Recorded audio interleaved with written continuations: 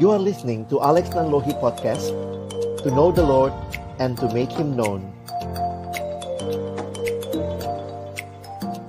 Baik, selamat malam adik-adik yang saya kasih dalam Tuhan Yesus Kristus. Malam hari ini kita sama-sama akan belajar melalui kebenaran firman Tuhan, wawasan, dan juga ada kesempatan nanti kita boleh diskusi, tanya jawab ya. Nah, mari kita sama-sama melihat malam hari ini. Abang coba share screen ya. Saya sudah siapkan satu presentasi bagi kita. Jadi nanti kita bisa sama-sama melihat apa yang jadi bagian yang kita akan pelajari bersama. Sebentar.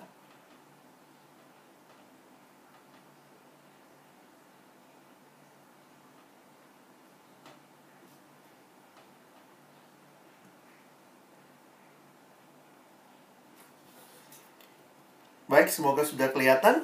Jadi tolong pin yang nama saya yang satu lagi supaya nanti juga kalian bisa lihat presentasinya.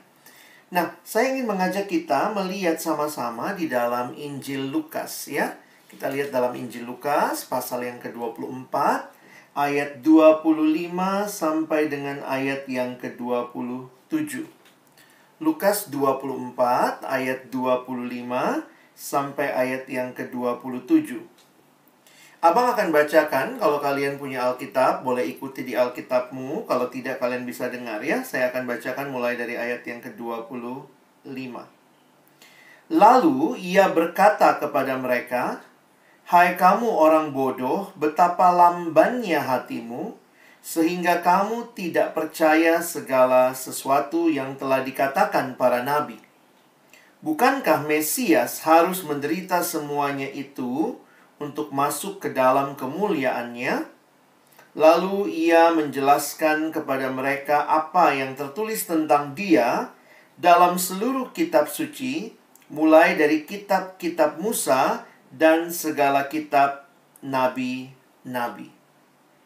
Nah, teman-teman yang dikasihi Tuhan, menarik memperhatikan apa yang terjadi ketika Yesus bersama dengan murid-muridnya ini dalam perjalanan ke Emmaus, ya. Sebenarnya ada hal yang menarik untuk kita perhatikan dari apa yang disampaikan secara khusus di dalam ayat yang kita baca tadi. Waktu kita membaca di dalam ayat yang ke-26 contohnya, dikatakan, "Bukankah Mesias harus menderita semuanya itu untuk masuk dalam kemuliaannya?" Lalu lihat ayat 27. Lalu Yesus menjelaskan kepada mereka, kepada kedua murid itu, apa yang tertulis tentang dia, tentang Yesus, di dalam seluruh kitab suci. Mulai dari kitab-kitab Musa, berarti kitab Taurat, dan segala kitab nabi-nabi. Nah, teman-teman, apa yang menarik untuk kita perhatikan, bahwa ketika Tuhan Yesus menyampaikan ini kepada dua murid dalam perjalanan ke Emmaus itu, membuat kita menyadari begini. Nah, ini pertanyaannya ya. Abang langsung masuk ke aplikasi karena ini topik yang luas. Saya coba ajak kita berpikir bersama, nanti kita bisa berdiskusi. Jadi kalau ditanya Alkitab kita ini, ya, Alkitab kita ini, apakah itu sebuah cerita atau kumpulan cerita? Nah, menarik ya. Apakah Alkitab kita ini sebuah cerita, a story, atau a collection of stories? Nah, dari kalimat Yesus tadi, bagi saya jadi menarik juga begitu ya. Yesus menjelaskan kepada muridnya tentang dirinya yang ada dari kitab Taurat sampai kitab para nabi. Padahal kita tahu ya bahwa Yesus tuh baru di perjanjian baru kan munculnya ya. Tetapi dalam pengajaran ini mengingatkan kita bahwa sebenarnya ada cerita utama. Atau boleh kita pakai istilah sekarang dalam teologi dipakai istilah metanarasi, begitu ya. Ada cerita yang menjadi cerita utama, yang menjadi semacam payung untuk seluruh cerita. Jadi kalau teman-teman menanyakan atau menjawab pertanyaan yang kalian lihat di screen ini, apakah Alkitab itu kumpulan cerita? Saya pikir bisa dijawab iya. Tapi apakah Alkitab juga sebuah cerita? Ya, bisa dijawab iya juga, begitu ya. Nah, kenapa ini jadi menarik, teman-teman? Karena sebenarnya kalau kita perhatikan, saya kutip kalimat Timothy Keller ya. Dia mengatakan orang tidak bisa membuat apapun menjadi sesuatu yang masuk akal atau memiliki arti tanpa menempatkannya di dalam semacam alur cerita. Coba baca lagi kalimatnya ya. Orang tidak bisa membuat apapun menjadi sesuatu yang masuk akal tanpa menempatkannya di dalam semacam alur cerita. Nah, saya coba pakai kalimat yang lebih mudah begitu ya. Sadar atau tidak, sebenarnya setiap orang yang hidup sedang menghidupi sebuah cerita. Tidak ada satupun orang yang tidak sedang menghidupi cerita, baik itu dia sadar ataupun dia tidak sadar. Jadi kalau kalian bisa melihat, kenapa sih malam ini kita bahas tentang metanarasi gitu ya, kita bahas tentang cerita. Pertanyaannya, karena manusia sedang menghidupi sebuah cerita, sadar atau tidak sadar. Dan ceritanya ini dia hayati menjadi cerita yang merangkai hidupnya. Jadi yang namanya metanarasi ini atau cerita utama ini, ultimate story ini, sadar atau tidak mempengaruhi kehidupan kita atau mempengaruhi kehidupan orang yang meyakininya.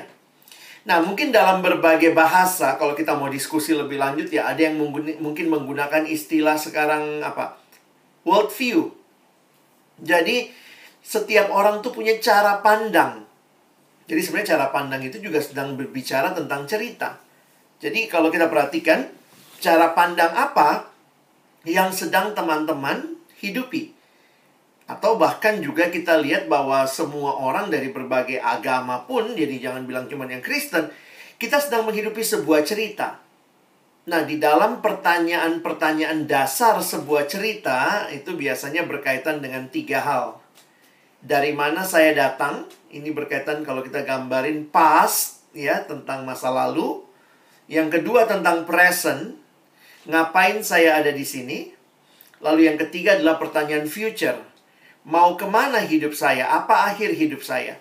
Jadi sebenarnya setiap orang ketika mengambil sebuah cerita utama, melalui cerita itulah dia akan menjawab 3 pertanyaan tadi. Saya ini dari mana? Ngapain saya di sini? Lalu mau kemana hidup saya? Nah, jadi arti dari setiap hal dalam hidupnya tergantung ceritanya. Tergantung apa yang menjadi world view-nya. Nah, ternyata memang kita mesti menyadari yang namanya world view itu, cara pandang itu banyak banget. Cara pandang dunia ini. Ya, saya dapat satu bagan lah ya. Kalian bisa lihat di screen. Bisa dibesarkan kalau mau, di zoom gitu ya. Kalian bisa lihat begitu. Nah, ini contohnya aja. Kita lihat mulai dari paling kiri atas. Jadi, untuk mengetahui worldview, nah perhatikan yang worldview-nya itu sebenarnya yang warna merah. Contoh, kalau orang itu percaya God exists, nah God exists, yes. Kan ada berbagai kemungkinan. Kalau dia jawab yes, bisa dia jawab don't know, bisa dia jawab don't care, bisa dia jawab no. Begitu dia jawab God exists, no, nah kita langsung bilang dia ateis. Udah selesai tuh, itu worldview dia. Ya, tapi kemudian ada juga yang tidak peduli, jadi ya apatis gitu ya. Jadi namanya itu apatheist gitu ya. Atau mungkin yang paling atas, God exists, yes. Nah, kalau dia percaya God exists, pertanyaan berikutnya, more than one God exists. Kalau dia jawab yes, berarti dia polytheist. Tapi kalau dia jawab tidak, berarti tanya lagi, apakah Allah yang satu-satunya itu mengontrol dunia ini? Kalau dia bilang yes, maka lanjutin lagi gitu ya. Kalau dia bilang no, berarti dia deis. Berarti dia cuma percaya Allah pencipta satu-satunya, tapi setelah mencipta Allah ninggalin begitu ya. Jadi teman-teman sadar atau tidak, setiap orang dalam dunia ini menghidupi sebuah cerita. Dan cerita itu sebenarnya membentuk hidupnya atau memberi makna kepada hidupnya. Nah, memang seringkali orang suka ngomong asal ngomong ya, tapi dia nggak tahu sebenarnya ini konsepnya apa. Jadi misalnya abang denger ya, ada yang bilang gitu, lu jangan kayak gitulah, kau jangan kayak gitu. Kenapa? Nanti karma, kau karma gitu ya. Sebenarnya dari mana sih konsep karma? Sebenarnya itu juga cara pandang ya. Cerita, sebuah cerita, karena kalau karma itu dikenal dalam agama-agama yang percaya reinkarnasi. Itu kenapa? Karena mereka menghayati cerita hidup itu tuh tidak berjalan linier, tetapi berjalannya sirkular. Nah, jadi buat orang yang mengerti, jadi misalnya sekarang dia hidup nih, terus kemudian nanti dia mati. Nah, mereka percaya akan hidup lagi. Nah, jadi karena mengertinya sirkular, karena mengertinya itu terus berulang, maka mereka mengenal konsep karma. Mereka nggak kenal konsep dosa. Jangan pikir dosa sama-sama karma. Pada intinya itu beda sekali. Karena karma itu mengatakan kalau kamu melakukan yang baik, maka yang baik juga akan terjadi padamu. Di hidup ini atau di hidup yang akan datang. Karena ini akan berputar. Sementara dosa itu adalah konsep dari agama yang mengakui linier. Bermula di satu titik, bergerak maju, dan nggak bisa reversible. Allah menetapkan manusia dicipta, lalu bergerak maju, dan nanti ada penghakiman. Jadi dosa itu kalau agamanya linier, makanya ada penghakiman. Makanya kita meyakini dosa itu ada konsekuensinya. Kalau karma itu enggak. Itu modelnya kalau kamu baik, kamu hidup dikasih yang lebih baik. Kalau kamu jahat, nanti turun di hidup kemudian kamu dapat karma buruk dan seterusnya. Nah, jadi sebenarnya teman-teman mesti sadar ya, kita sedang hidup dalam dunia. Kalian mahasiswa ya. Saya bicara lebih berat sedikit karena ini pertarungan filosofi. Pertarungan ide. Baik dari hal yang sangat rumit sampai hal yang bahkan sangat-sangat praktis. Kadang-kadang saya pikir kita mesti mengkritisi juga ya. Sekarang kan kayak suka ngomong gitu ya, jangan lupa bahagia gitu ya. Itu kayaknya seringkali kita dengar gitu ya. Kamu berhak bahagia. Tapi pertanyaannya begini, jangan-jangan orang bisa merasa bahagia tanpa taat kehendak Tuhan. Jadi lucu juga gitu ya, worldview apa yang dia pakai untuk bahagia. Jadi bisa bahagia tanpa taat kehendak Tuhan. Lihat orang pacaran, jangan lupa bahagia ya, padahal dia beda agama gitu, misalnya beda kepercayaan. Kalau dia anak Tuhan, anak persekutuan, kok pacarnya sama yang tidak seiman. Terus ngomongnya gitu, jangan lupa bahagia. Ini bahagia apa nih? Konteksnya apa? Nah, jadi sebenarnya penting sekali untuk kita melihat harusnya cerita apa yang membingkai hidup kita. Cerita apa yang memberikan makna kepada hidup kita. Karena kalau tidak, yang terjadi adalah kita hanya menghidupi hidup, kita buat ceritanya berdasarkan apa yang kita mau. Nah, karena kita orang Kristen, tentunya cerita utama kita, meta narasi kita, seharusnya dari Alkitab.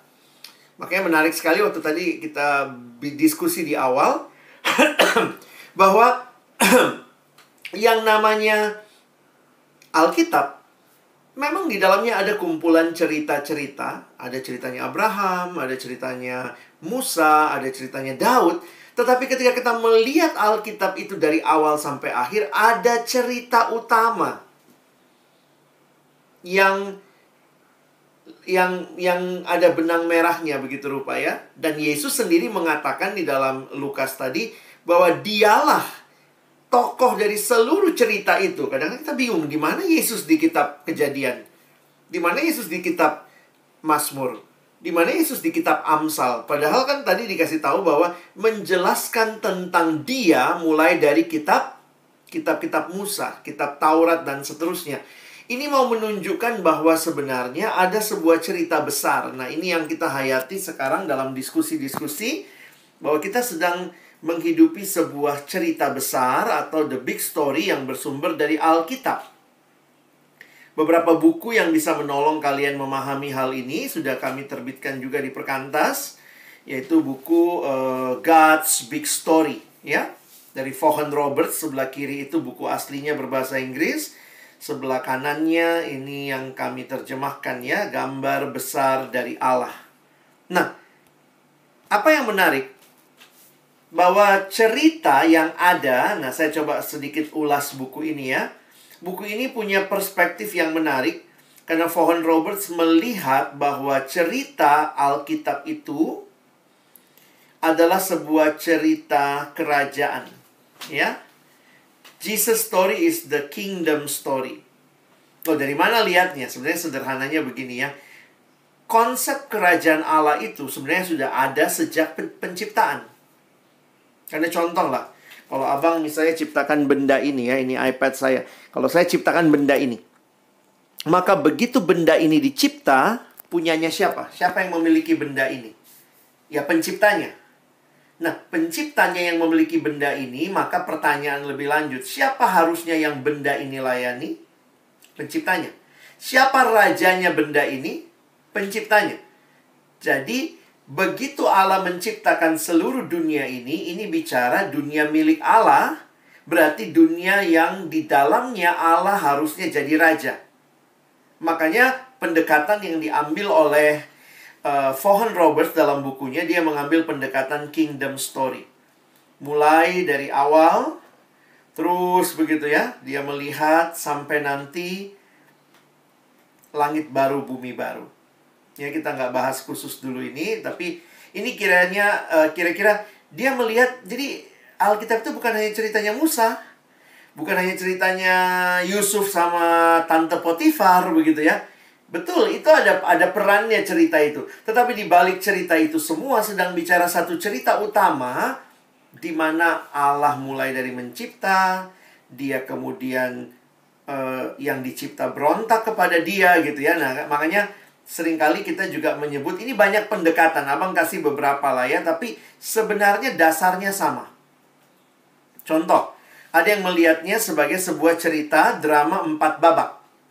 Mulai dari penciptaan, lalu kejatuhan dalam dosa, lalu penebusan, lalu yang terakhir adalah pembaharuan. Nah, ini yang kita bisa lihat ya, mulai dari creation. Nah, lihat pendekatannya. Allah mendirikan kerajaannya. Lalu yang kedua, fall, pemberontakan dalam kerajaan itu. Lalu redemption itu dimulai dari sang raja memilih Israel. Lalu kemudian sang raja datang sendiri. Lalu kemudian sang raja kan kembali ke surga ya. Nah, dia kasih kepada kita tugas untuk memperluas kerajaan itu. Dan dia berjanji dia pasti akan datang kembali. Itulah babak yang keempat. Jadi Alkitab adalah sebuah drama 4 babak. Kalau kita peres begitu rupa, inilah ceritanya Alkitab. Nah, ini yang harusnya kita ingat. Kalau ini cerita Alkitab dan kita anak-anak Tuhan adalah orang yang terhisap dalam cerita besar ini, nah, bagaimana kita bersikap? Ya, sebuah buku yang sangat baik menolong kita memahami ini adalah buku Misi Umat Allah, ditulis oleh seorang teolog yang bernama Christopher Wright, seorang yang sangat terkenal, sangat humble, luar biasa. Saya ketemu dia tahun lalu dalam satu pelayanan bersama. Kami sama-sama jadi pembicara di acara itu, tapi ada retret persiapan 3 hari bersama-sama dengan dia, melihat orang yang begitu pintar, luar biasa, tapi sangat rendah hati. Dan dia adalah konseptor yang sangat ulung untuk perjanjian Lausanne, ya. Jadi kalau lihat orang inilah penerusnya John Stott. Dia murid John Stott yang banyak sekali terkenal sedunia begitu ya, karena saya lihat bagaimana kontribusi dia bagi teologia. Dan di dalam buku Misi Umat Allah inilah dia memperkenalkan sebenarnya konsep itu ya, mulai dari penciptaan, lalu manusia jatuh dalam dosa, lalu penebusan sejarah. Nah, lihat dia pretelin tuh ya. Tetap memang ya, fokus utamanya adalah Kristus. Mulai dari Allah panggil Abraham. Jadi sebenarnya itu dia sudah melihat itu sebagai bagian penebusan. Ya. Lalu kemudian dibawalah sampai akhirnya ciptaan baru.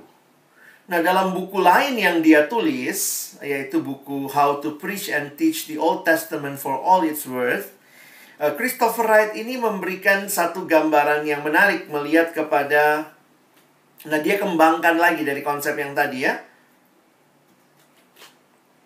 Nah, Alkitab adalah sebuah drama 6 babak. Nah, bagaimana menghayati 6 babak ini? Nah, kita lihat ya. Mulai dari yang pertama, itu Allah mencipta, creation.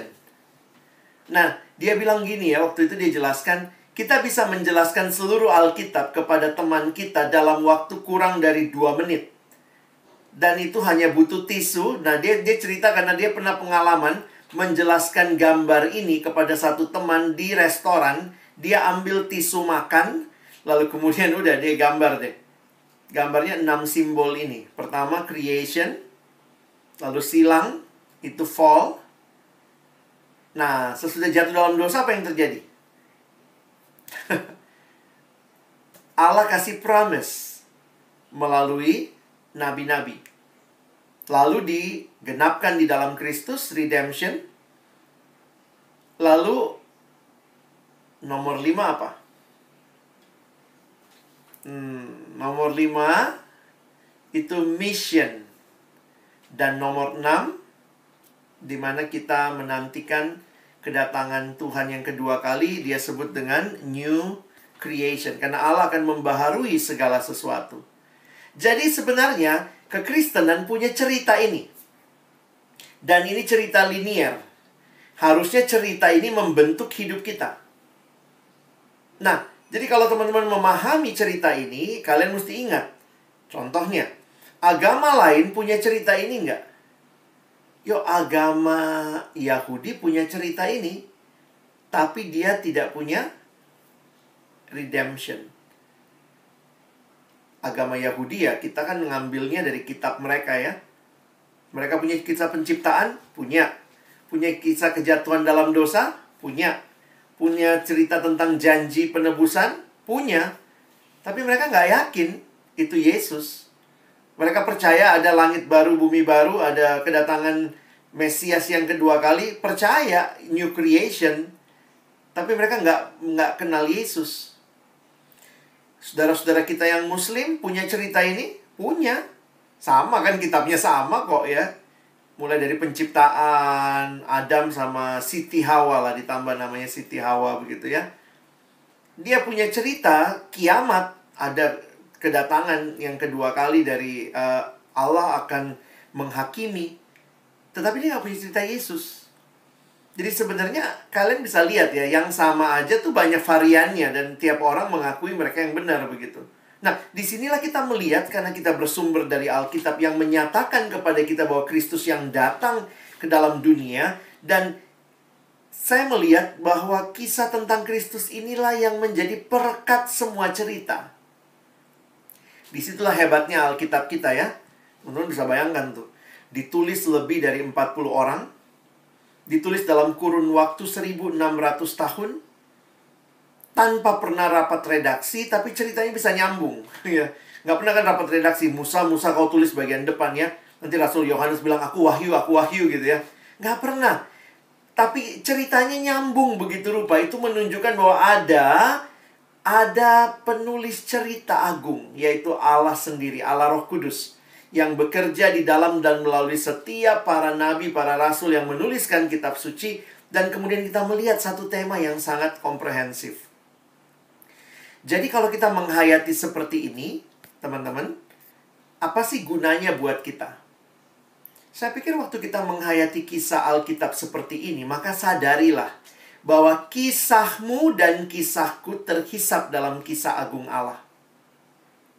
Coba kamu lihat, kalau disuruh pilih, kita di nomor berapa sekarang? Teman-teman di nomor berapa nih? Ayo, biar nggak ngantuk, ayo ketik di room chat. Kita di nomor berapa? Biar di chat, biar nggak tidur kalian ya. Nanti aduh udah tertidur dengan santainya. 5 bang, oke. Yang lain 5 mission gitu ya. Oke, good. Nggak ada yang bilang aku di nomor 2 bang, aku sebelah ular itu bang gitu ya. Nggak ada, kita semua dalam misi. Sehingga penghayatan itu, ya udah ya 5 semua. Puji Tuhan ya. 5 semua ya. Nah, coba hayati begini. Berarti kita bisa melihat hidup kita sekarang adalah sebuah misi. Misinya Allah. Teman-teman, sekarang sadari begini. Kalau kita mengerti meta narasi ini, kisah besar Alkitab ini, maka engkau bisa menyadari bahwa yang terjadi bukannya saya yang punya cerita, lalu saya minta Tuhan terlibat dalam cerita saya. Kadang-kadang kita berpikirnya begitu. Aduh, ini cita-citaku, aku nanti kalau lulus mau ini. Ini ceritaku. Lalu kemudian Tuhan, aku undang kau terlibat dalam ceritaku. Itu cara pikirnya kalau kamu rasa fokusnya adalah dirimu. Tapi kalau kamu lihat bahwa ada cerita besarnya Tuhan, maka sadari bahwa sebenarnya Tuhan yang punya cerita, lalu Tuhan memasukkan kita dalam ceritanya. Kamu aja bisa langsung ngomong, aku nomor 5 bang, aku nomor 5 bang. Kok bisa? Karena sebenarnya ini bukan ceritamu, ini ceritanya Allah yang sedang melibatkan kamu. Jadi sekali lagi jangan salah pikir ya.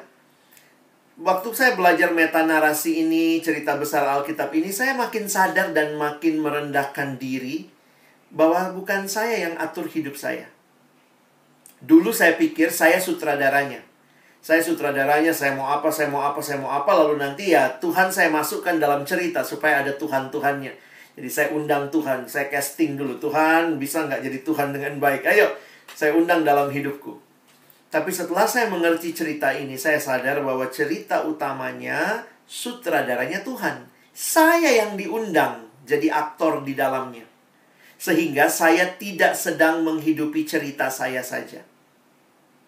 My story in His story. Saya pikir tema kita malam ini jelas. Tema kita menyiratkan bukan ceritaku, lalu kemudian aku bawa Tuhan ke dalam ceritaku, tapi ini ceritaku yang dibawa ke dalam ceritanya Tuhan. Karena ini Tuhan punya cerita, saya dilibatkan, ya. Dan akhirnya kita menyadari what is history? Apa itu sejarah? History is actually His story. Nah, ini membawa perubahan besar harusnya buat kita.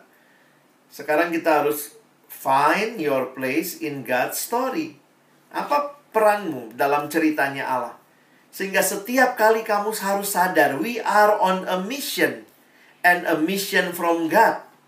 Teman-teman dan saya sedang berpartisipasi di dalam ceritanya Allah. Bingkailah hidupmu dengan kisah ini untuk menghayati bahwa engkau tidak sedang menghidupi sebuah kisah dirimu sendiri. Kalau ini kisahnya Allah, maka belajarlah terus konsultasi sama sutradara. Saya harus bagaimana ya Bapak sutradara ya, untuk menghidupi peran yang benar. Kira-kira ekspresi saya harus seperti apa? Nanti gaya saya harus seperti apa? Nah, saya membayangkan kalau engkau belajar menempatkan hidupmu di dalam kisahnya Allah, maka waktu engkau berdoa, engkau bersaat teduh, kau lakukan itu untuk terus bisa sejalan dan seirama dengan kisahnya Allah. Jadi akhirnya bagaimana melihat studimu? Studimu adalah misinya Allah. Bagaimana melihat pacaran? Oh, pacaran juga harus dilihat. Makanya ada yang nanya, Bang, apa sih tujuan pacaran? Kalau kau mengerti dalam poin ini, tujuan pacaran bukan menggenapkan maumu, menggenapkan misi Allah. Jadi akhirnya itu mempengaruhi cara kita belajar, mempengaruhi cara kita bergaul. This is not my life, it's God's life yang di dalamnya kita dilibatkan oleh Tuhan dalam ceritanya. Mempengaruhi caramu berpacaran. Dan bagi saya ini semua harusnya sekali lagi bagi kemuliaan Tuhan. Because this is not my story only. This is His story. Dan saya diundang masuk, saya diundang untuk berbagian dalam kisah yang indah. Nah, teman-teman, ini konsepnya yang saya ingin bagikan malam hari ini. Kita bisa dalami, bisa cari buku-buku yang lain, tapi selebihnya Abang kasih kesempatan teman-teman bertanya. Mungkin waktu kita bertanya bisa berdiskusi. Ada hal-hal yang mungkin akan bisa kita terapkan lebih khusus lagi. Terima kasih. Saya kembalikan kepada moderator mungkin ya, sebelum masuk tanya jawab. Ya, kita langsung ke tanya jawab teman-teman. Boleh langsung diaktifkan mic-nya yang mau bertanya, atau atau melalui kolom chat juga dipersilahkan.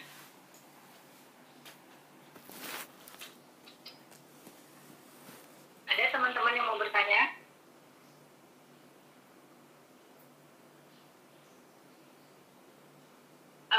Mungkin harus dipancing dulu ya. Ikan dipancing dulu. Teman-teman yang lain. Ya, sambil menunggu teman-teman yang lain, saya mau bertanya ya, Bang. Ya, silakan, Dek. Kita tadi bukakan bahwa kita berada dalam ceritanya Allah itu, gitu. Tapi masih banyak kita yang saya lihat juga yang belum benar-benar mengetahui bahwa saya dalam cerita yang saya jalani sekarang ini adalah ceritanya Allah gitu. Jadi gimana sih Bang langkah-langkahnya gitu agar kita sampai ke titik sadar gitu, ke titik sadar bahwa cerita yang aku jalani ini ya seperti yang aku bilang tadi, cerita yang aku jalani sekarang adalah ceritanya Allah gitu. Ya, saya pikir sih semua harus bermula dari perjumpaan dengan Allah. Apakah engkau sudah ketemu siapa Tuhan Yesus dalam hidupmu, terima Dia dalam hidupmu, barulah engkau bisa menyadari. Dan itu juga perlahan ya, Tuhan juga membentuk kita makin hari makin serupa dengan Dia, makin hari makin sadar akhirnya, iya ya cerita yang aku hidupi. Jadi saya nggak mengatakan bahwa ada jalan pintas, mau begitu dijelaskan orang langsung mengerti semua. Saya tetap meyakini kunci utamanya adalah perjumpaan dengan Kristus yang akan mengubahkan hidup kita. Jadi termasuk juga bisa memahami hidup. Bagi saya menarik ya kalimat Yesus kepada muridnya. Tadi ada yang perhatikan nggak ayatnya? Coba abang baca lagi ya, Lukas pasal yang ke-24 tadi. Dia mengatakan begini, hai kamu orang bodoh. Waduh, ini menunjukkan bahwa ternyata memang ya kita tuh betapa bodohnya kita, betapa jugulnya kita ya, ada penyakit jugulisme itu ya, yang kita miliki sampai kita nggak paham gitu, bahwa ini ceritanya bukan tentang aku gitu ya, tapi tentang Allah. Tapi anugerah Tuhan luar biasa. Bagi saya yang menarik, Yesus menjelaskan kepada mereka. Nah, makanya kalau kamu sudah terima Yesus, ketemu dengan Tuhan Yesus, biarlah kamu bertumbuh di dalam pengenalan akan Tuhan. Itu proses yang Tuhan akan bawa kamu kenal Dia dan makin mengerti. This is not your story. Kira-kira begitu deh. Oke Bang, terima kasih. Oke, teman-teman yang lain, silakan. Oke, ini Bang ada yang bertanya dari foto Maida. Shalom, terima kasih atas waktunya. Saya ingin bertanya, bagaimana kita membedakan bahwa satu pelayanan yang kita lakukan adalah panggilan Allah, satu misi Allah, atau justru hanya misi kita? Itu ya, Mas. Oke, thank you, Dek. Sebenarnya kalau bicara hal itu mungkin lebih tepat kita berbicara tentang mengetahui kehendak Allah, ya. Jadi ada hal-hal penting juga yang saya pikir jadi prinsip ya tentang kehendak Allah yang perlu kita pahami, bahwa kehendak Allah itu melibatkan juga tentu firman. Tapi buat saya juga yang kedua, itu Tuhan melibatkan dengan komunitas. Dan yang ketiga, itu berkaitan dengan kemampuan menalar kita. Nah, ini mungkin kalian jadi bingung gitu ya. Banyak orang bicara pergumulan hanya sibuk cari ayat. Betul sih ya, itu karena itu kan yang pertama firman ya. Tapi saya melihat dalam menggumulkan sesuatu, Tuhan juga kasih kepada kita pemikiran. Dan pemikiran itu Kristiani. Itu jangan dipikir akal itu nggak penting ya. Kadang-kadang memang keagamaan kita sekarang suka ngomong gitu. Kau kalau mau belajar Tuhan jangan pakai otakmu. Terus pakai apa? Pakai dengkul. Ya. Saya tetap meyakini bahwa akal budi juga diciptakan oleh Tuhan. Makanya Yesus berkata, kasihilah Tuhan Allahmu dengan segenap akal budimu. Itu juga masuk di dalamnya. Nah, karena itu waktu kalian bergumul tentang pelayanan, salah satunya saya pikir coba timbang-timbang. Sebagaimana kata Amsal, rancangan itu terlaksana kalau banyak pertimbangan. Jadi, menguji itu caranya dengan tahu ini dari Tuhan atau bukan, juga salah satunya dengan timbang-timbang, kira-kira gitu ya. Mungkin kalian rasa, emang kok nggak rohani kali bang caranya? Loh, kalau misalnya kamu ditawarin pelayanan, saya bahkan bilang sama adik-adik di Jakarta, nggak usah gumulkan pelayanan. Ngapain pelayanan digumulkan? Karena kalau kau bilang gumulkan pelayanan, tidak ada ayat di Alkitab yang bilang janganlah melayaniku. Jadi, setiap orang yang sudah ditebus harusnya melayani. Itu sudah bagian intrinsik hidup kita. Jadi jangan gumulkan melayani atau tidak. Karena jawabannya pasti harus melayani. Itu maksud saya, jangan gumulkan pelayanan. Karena, aduh aku nggak mau melayani, atau aku mau dikuatkan, ada ayat, janganlah melayaniku. Nggak ada tuh. Ada nggak yang tadi pagi bergumul? Napas nggak ya hari ini ya? Napas nggak ya? Kita semua udah otomatis bernapas.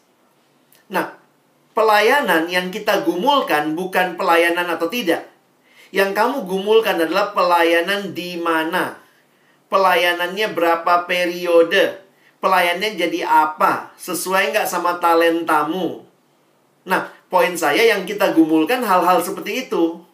Bukan melayani atau tidaknya.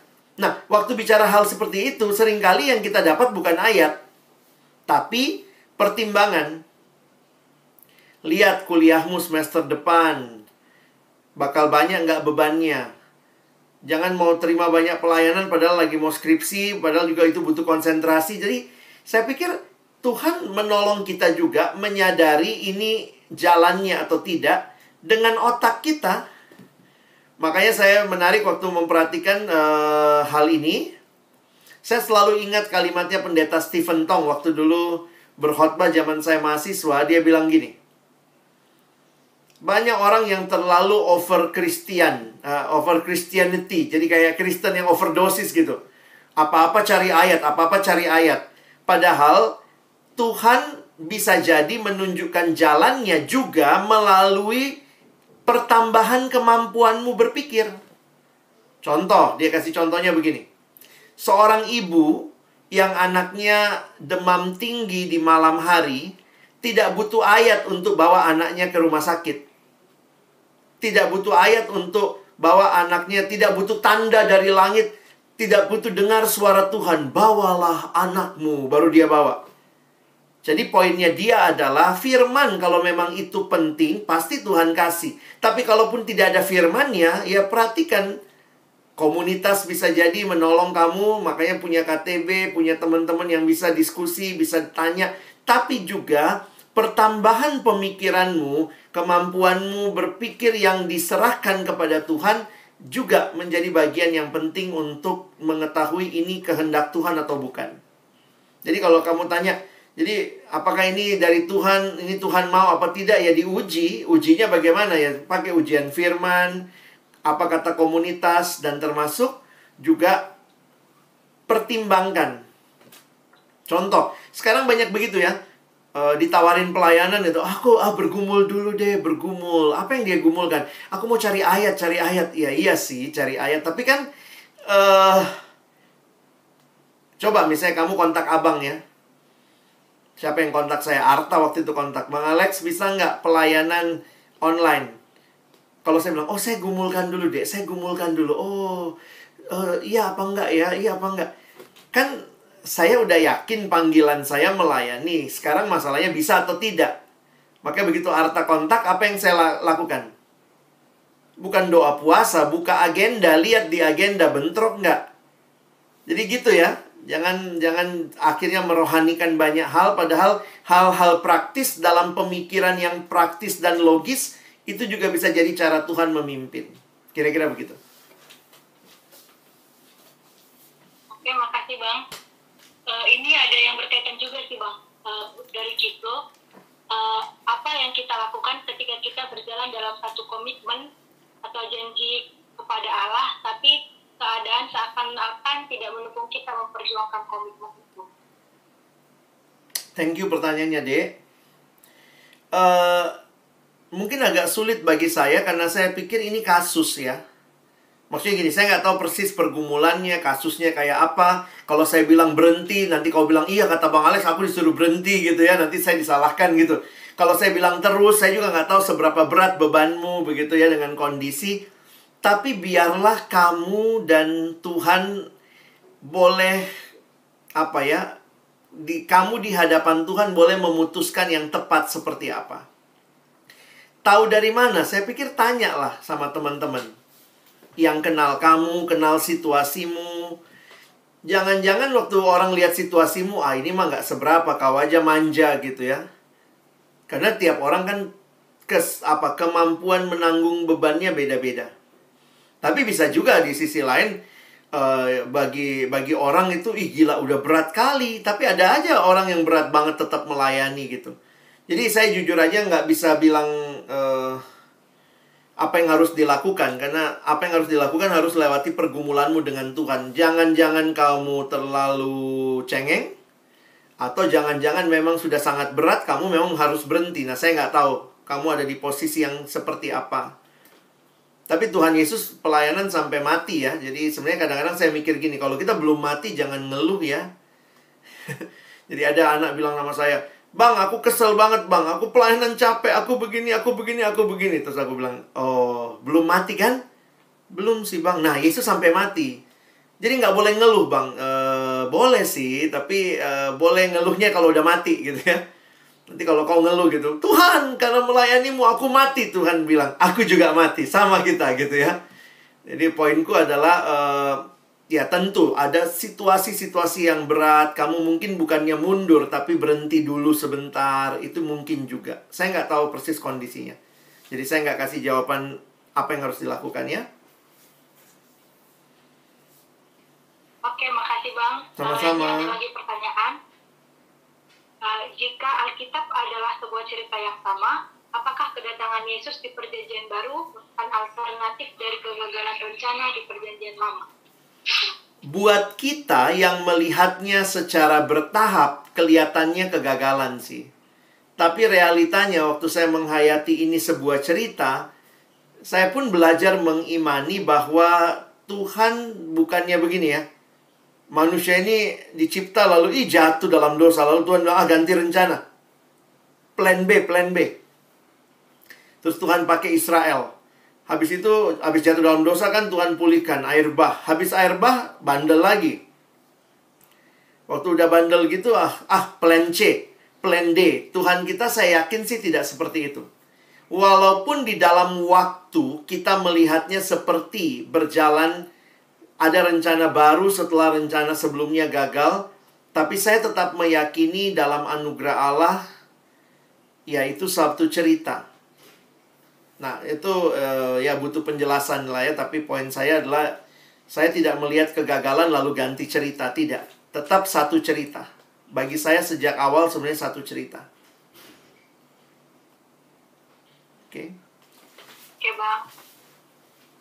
Untuk teman-teman yang lain masih adakah yang mau didiskusikan, mau bertanya? Kita masih ada waktu. Langsung bicara juga bisa ya teman-teman. Iya, boleh open mic ya.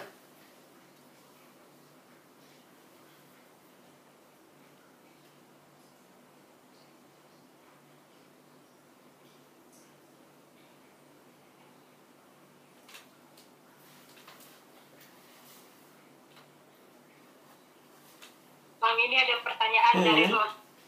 Gimana dengan COVID-19, Bang? Apakah ini cerita Tuhan juga? Oke. Tetap harus dihayati ada kejatuhan. Dan saya tetap melihat setelah kejatuhan pun ini cerita yang Tuhan izinkan. Kalau kita mau pakai istilah teologis, Tuhan izinkan. Bukannya dia nggak berkuasa, tapi realita dunia sudah jatuh ke dalam dosa dan ada hukum-hukum alam yang terjadi. Saya pikir Tuhan berkuasa. Kalau Tuhan mau stopin COVID juga bisa. Besok atau malam ini, sekarang juga mau di stopin bisa ya. Tapi ketika ini terjadi gitu ya, banyak orang yang ambil kesimpulan langsung kalau ada hal buruk pasti berarti nggak ada Tuhan begitu. Pasti Tuhan nggak benar gitu. Tapi saya justru melihat sebenarnya ini menunjukkan bahwa dosa memang mengerikan. Makanya kita butuh penebusan. Termasuk juga COVID ini. Makanya saya setuju sama N.T. Wright sebenarnya. Ini satu tokoh lagi ya. N.T. Wright bahkan berkata begini, sebenarnya saya pun nggak bisa menjelaskan kenapa seperti ini. Karena saya bukan Tuhan. Kalaupun kita mengerti Tuhan, kita ngertinya dia baik. Tapi kok dia mengizinkan yang tidak baik? Jadi ini cara berpikir ya. Misalnya begini. Tuhan kan selalu baik nih. Tapi kenapa ada cerita nggak baik? Jadi jangan dibolak-balik. Jangan gara-gara cerita nggak baik, lalu Tuhan jadi nggak baik. Saya kasih contoh begini. Beberapa kali abang kan datang ke sekolahan pimpin kebaktian penyambutan, kebaktian persiapan ujian nasional. Biasalah anak-anak SMA ya. Mau ujian nasional aja kebaktian gitu ya. Lalu kemudian saya tanya sama mereka. Adik-adik, kalau kalian lulus ujian nasional, Tuhan baik? Oh, semua jawab, baik. Gampang banget jawab. Kalau kalian tidak lulus ujian nasional, Tuhan baik? Gitu ya. Langsung gagap menjawab. Pertanyaan saya, apakah Tuhan jadi baik atau tidak baik tergantung pengalaman kita? Kalau yang kita mau tidak terjadi, berarti Tuhan nggak baik. Nggak baik kali jadi Tuhan ya, nggak becus jadi Tuhan. Atau apapun pengalaman kita, Tuhan tetap baik. Nah, itu kan realitanya kan. Secara doktrin teologis harusnya kita meyakini itu. Apapun pengalaman saya yang sangat buruk, seperti COVID ini yang sudah mati orang begini banyak. Dalam iman kita, kita harus meyakini bahwa memang Tuhan tetap baik. Nah, karena itu, ketika Tuhan tetap baik, tapi ada realita yang tidak saya bisa jelaskan kenapa seperti ini kalau Tuhan baik. Maka oleh N.T. Wright, dia mengatakan karena itu di dalam Alkitab ada tradisi yang sebenarnya diharapkan kita sebagai orang percaya lakukan. Yaitu tradisi meratap. Dia bilang banyak orang nggak ngerti meratap, padahal di dalam Alkitab, 1/4 isi kitab Mazmur itu isinya keluhan dan ratapan. Dan ada kitab namanya ratapan di tengah-tengah Alkitab kita. Nah, kemudian N.T. Wright mengatakan mungkin ya dalam kaitan, gimana saya menghayati Tuhan yang baik dan ada COVID yang begitu mematikan? Apakah ini ceritamu Tuhan? Maka di tengah-tengahnya istilah itu dengan ratapan. Apa itu ratapan? Belajar jujur sama Tuhan tentang keraguan kita, tentang ketidakmengertian kita, tentang pergumulan kita. Tetapi karena kita tahu Dia Allah yang baik, kita bergumulnya datang sama Dia. Nah, ini bedanya ya. Dunia meratap, memaki-maki Allah karena dunia nggak percaya sama Dia. Tetapi kita orang Kristen bisa dalam pergumulan, bisa dalam kekhawatiran, bisa dalam ketidakmengertian, tapi kita datangnya sama Tuhan. Jadi bagi saya itu beda yang paling mendasar. Yang satu lahir dari hati yang tidak percaya, makanya kalimat di Alkitab sebenarnya itu bersungut-sungut. Meragukan kebaikan Tuhan. Tapi yang satu ini tahu sih, saya nggak bisa jelaskan kenapa begitu banyak orang yang mati. Tapi saya tahu Engkau baik, karena itu aku mengeluh Tuhan. Aku meratap, tapi aku meratapnya kepadamu. Dan disitulah waktu menantikan Tuhan, kita bisa nanti menikmati begitu ya. Kadang-kadang Tuhan memang nggak jawab, kenapa ini terjadi. Tapi Tuhan cuma mau bilang, aku ada dan aku tahu apa yang terbaik. Dan kita sebagai orang beriman mungkin hanya sampai situ. Terima kasih Tuhan, tolong aku menerima apa yang jadi rencanamu. Thank you. Oke, makasih Bang.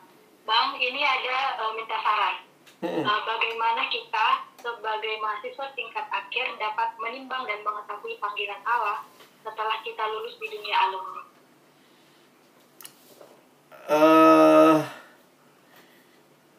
Kalian perlu dengar ini ya. Ini sesi lain sebenarnya. Menimbang itu butuh pemikiran, butuh nasihat, butuh masukan. Jadi tanya-tanya lah gitu ya.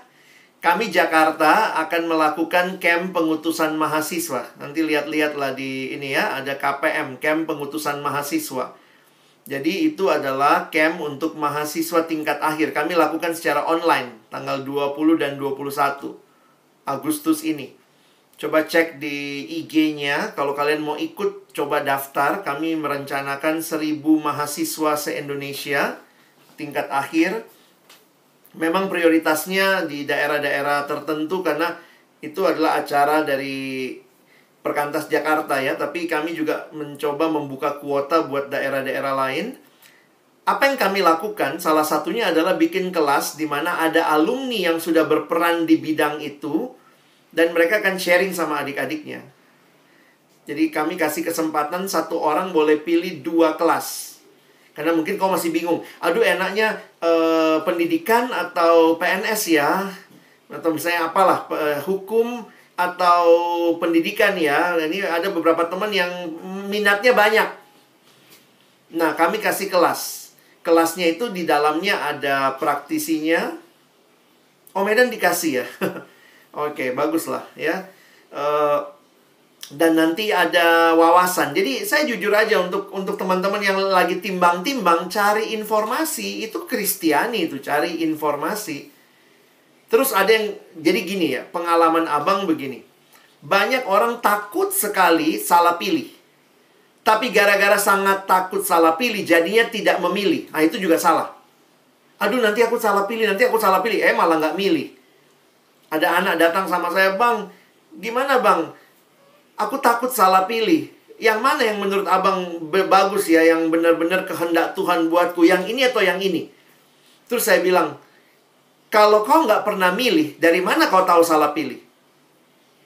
Terus dia kaget, karena akhirnya dia bilang gini, "Jadi abang mengizinkan orang salah pilih?" Saya bilang, "Saya bukan mengizinkan orang salah pilih. Tapi saya hanya kasih tahu, untuk kau tahu itu pilihanmu benar atau salah, pilih dulu. Kalau kamu sudah pilih dan kamu anak Tuhan berjalan dalam ketaatan, saya yakin sekali, kalaupun kamu salah pilih, Tuhan akan arahkan kamu balik, pilih yang lain." Dengar kalimat abang ya.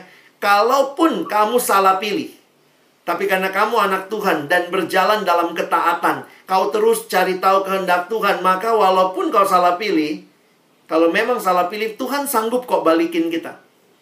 Tapi jangan nggak milih lalu tanya mana-mana, padahal nggak pernah memilih. Pilih aja dulu. Masih muda ini kok gitu ya. Jangan takut salah pilih ya. Kira-kira gitu. Kecuali dalam teman hidup ya, itu pertimbangkan baik-baik ya. Jangan main asal pilih. Kata abang nggak apa-apa salah pilih. Nggak juga gitu ya. Makanya pacaran dulu. Di pacaran bisa ketahuan. Ternyata salah pilih. Langsung putus. Ganti ya.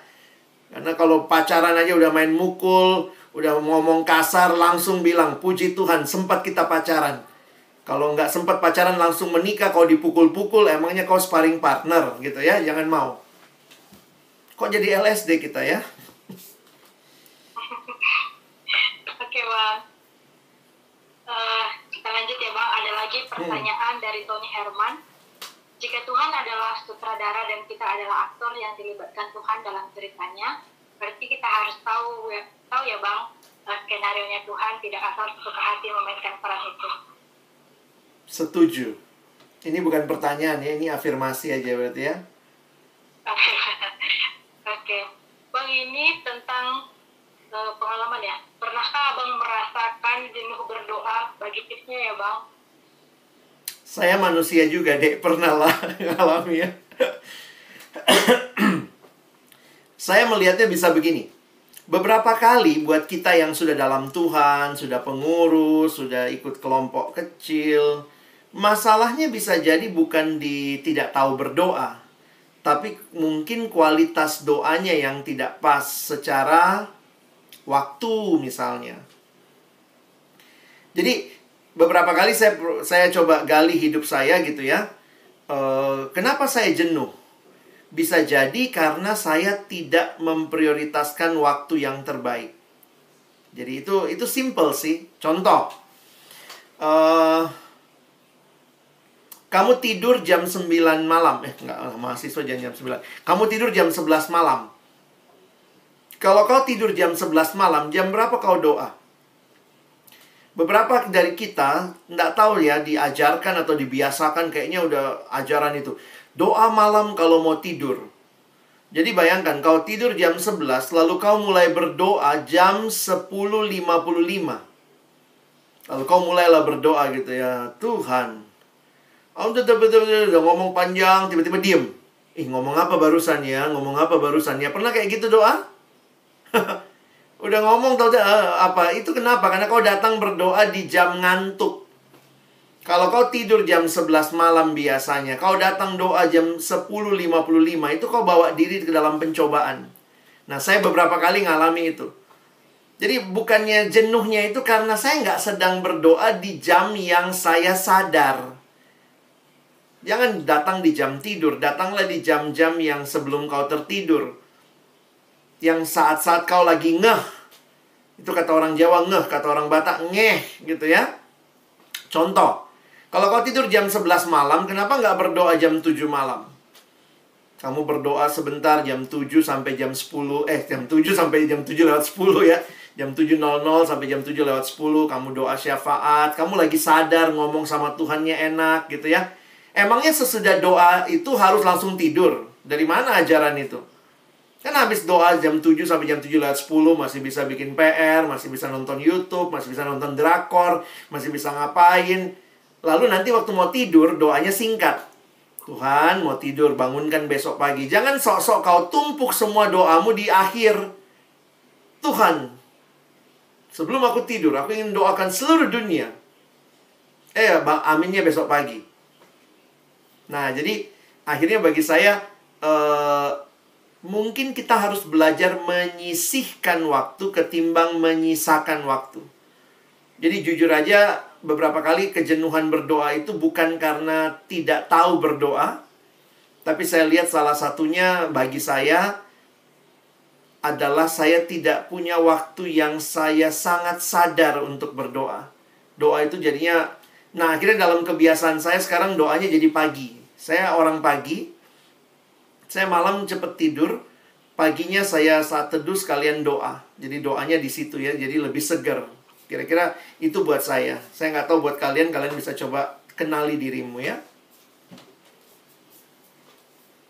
Oke Bang, makasih. Bang, sebenarnya waktu kita sebentar lagi habis, tapi ini masih ada 2 pertanyaan lagi. Boleh ya, 2 yang terakhir berarti ya. Oke. Ya Bang. Ini Bang ada pertanyaan dari Ipong. Bang mau tanya, di Alkitab kita lihat tokoh-tokoh Alkitab. Ketika mengerti komitmen Tuhan dalam hidupnya, lalu ada jalan yang Tuhan sediakan untuk bisa menjalani bahkan memperjuangkan komitmen tersebut.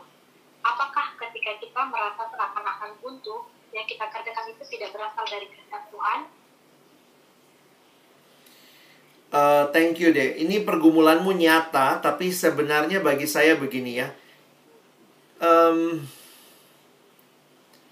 Saya menghayatinya kalau kita anak Tuhan, Tuhan bakal pimpin kita. Itu aja sih. Jadi jangan sedikit-sedikit merasa kayaknya ini bukan kehendak Tuhan. Kayaknya Tuhan lagi nggak ini sama saya. Kalau kamu masih berjalan dalam kehendak Tuhan, dalam ketaatan, saya yakin Tuhan akan arahkan lagi. Karena begini, mungkin biar kita fair ya. Bahwa ketika kita pun sudah berjalan di dalam Tuhan, bersama Tuhan, masih mungkin loh kita jenuh. Masih mungkin loh kita nggak taat sama apa yang Tuhan mau. Nah, karena itu bagi saya lebih baik terus mengarahkan hidup kepada Tuhan. Seperti Abang suka ilustrasi ini ya. Kalau kita main gitar lah, teman-teman main gitar ya. Biasanya kalau kita main gitar itu sebelum main di stem dulu supaya nadanya bagus, terus di stem dulu supaya nadanya bagus gitu ya. Nah, dalam kehidupan kadang-kadang nada kehidupan kita udah mulai fales. Stemnya itu kapan? Bagi saya ketika kau punya relasi dengan Tuhan, setiap hari baca, renungkan firman, baca, renungkan firman, saya pikir itu kesempatan Tuhan menyetem lagi hidup kita. Jadi jangan takut, kalaupun kamu salah, saya meyakini asal kau tetap terus datang sama Tuhan, nyetem hidupmu, pasti Tuhan arahkan balik. Ya. Jadi kalau kamu tanya, apakah ketika kita merasa seakan-akan buntu yang kita kerjakan tidak berasal dari kehendak Tuhan?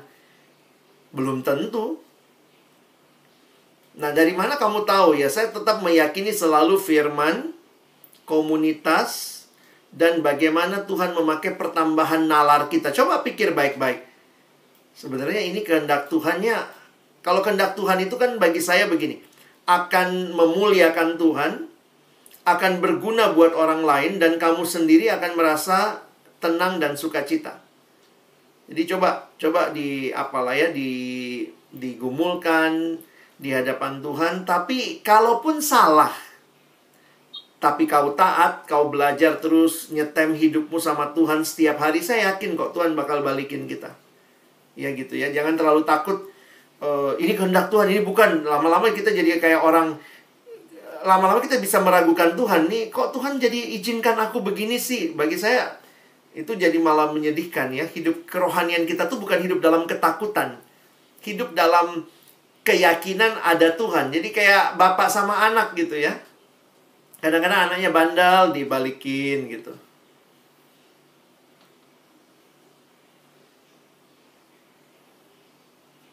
Oke Bang, untuk pertanyaan terakhir dari Jepari, ini pertanyaan personal Bang, tentang pengalaman Abang ketika pertama berjumpa dengan Tuhan hingga mengubahkan hidup Abang secara total. Itu boleh di-sharingkan Bang? Untuk lebih lengkapnya nonton IG saya aja ya. Beberapa waktu yang lalu ada wawancara dari seorang teman tentang perubahan hidup. Jadi ada teman, dia memang mewawancara pertobatan para hamba Tuhan. Nah, waktu itu dia pilih saya, ada di IG feed saya ya, IG TV. Singkatnya, saya kenal Tuhan pribadi SMA.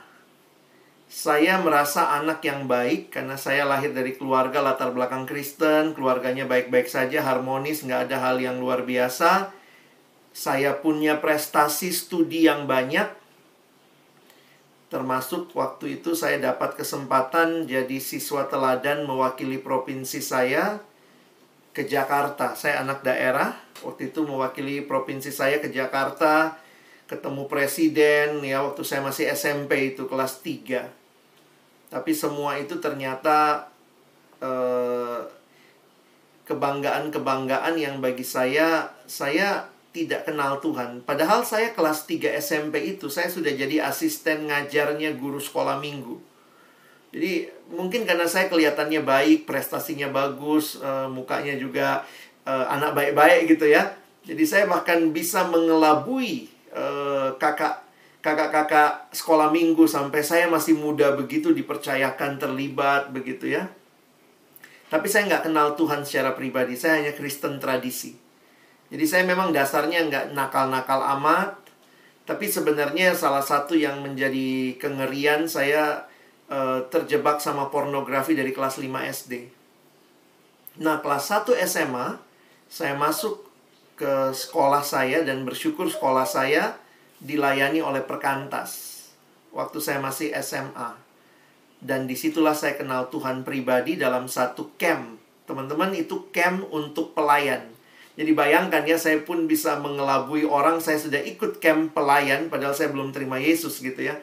Dan di dalam camp pelayan itulah, saya ingat sekali pengkhotbahnya itu kayak gini ngomong. Banyak yang mungkin ada yang saya tahu gitu ya. Dia bilang bukan ada yang saya tahu. Ada orang yang merasa dia sudah melayani Tuhan, tapi dia nggak kenal Tuhan. Dan kalau ada di sini, ayo datang maju gitu ya, ambil keputusan terima Yesus. Nah, itu titik balik hidup saya. Dan setelah itu banyak perubahan lah ya. Walaupun jatuh bangun tetap terjadi, tapi perubahan-perubahan Tuhan izinkan.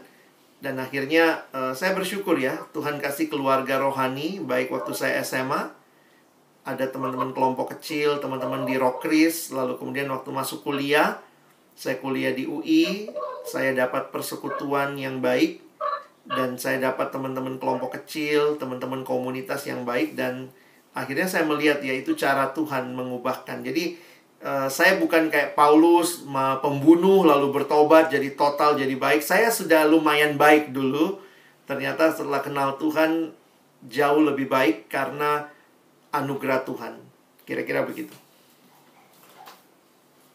Oke, makasih Bang. Makasih untuk penyampaian firman dan juga kita boleh sama-sama berdiskusi. Nah, sebelumnya Bang, boleh untuk penutup, untuk closing statement, ada yang mau disampaikan Bang? Iya, kalau balik lagi ke hari ini kita bahas big story. Setelah saya mengerti konsep ini, akhirnya saya makin melihat hidup saya bukan apa yang saya mau, tapi apa yang Tuhan mau. Belajar untuk melihat semua hal yang saya lakukan sedang berada dalam misinya Tuhan. Dan akhirnya kalau dapat kemuliaan, biarlah bukan bagi kita, tapi bagi Tuhan yang punya cerita ini.